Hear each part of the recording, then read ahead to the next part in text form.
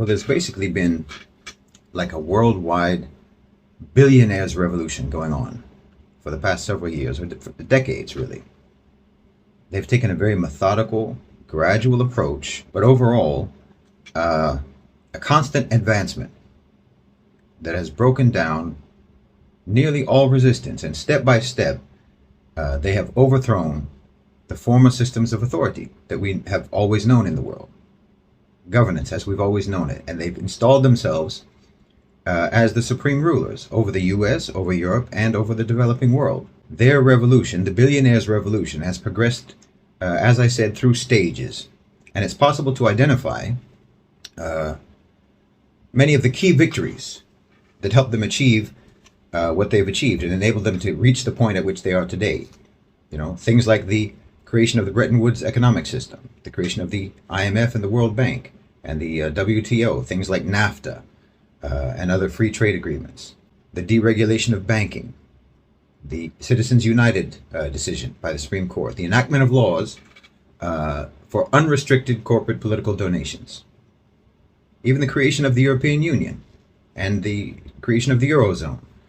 All of these things are significant triumphs in the global coup by the 1%. And within specific countries, you can also identify important victories that they've achieved as well. I mean, anytime a country takes a loan from the IMF or the World Bank or any other international so-called development bank, and then they begin to implement the macroeconomic reforms that are always recommended or demanded, stipulated in the loan agreements, those are victories for the 1%. That's victories for this billionaires revolution. You know, like in Egypt, for example, the loan that they took, and then the law that they imposed banning third-party opposition to investor activity, the cutting of food subsidies, food and fuel subsidies in Egypt and in other countries that have succumbed to the IMF.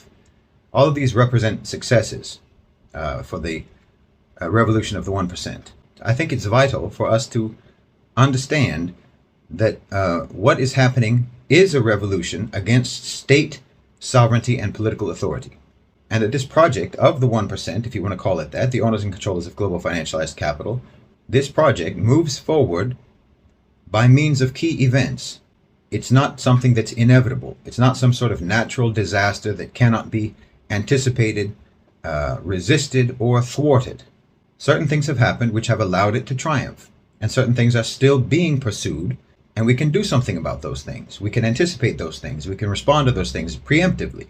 We have to recognize this so that we can identify any upcoming events or plans, steps that they're going to want to take that will consolidate their power and compound our subjugation. Once we identify these things, then we can organize ourselves and adopt a strategy that will turn those events in our favor, because they are turning points. They will either be victories for them or victories for us, depending on what we do about it.